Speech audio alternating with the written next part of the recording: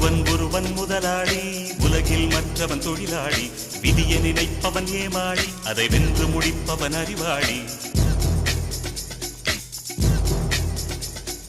ஒருவன் முதலாளி, உலகில் மற்றவன் தொழிலாளி.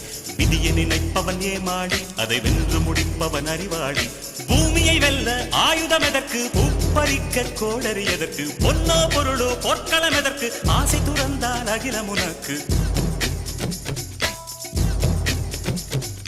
ஒருவன் முதலாளி, உலகில் மற்றவன் தொழிலாளி.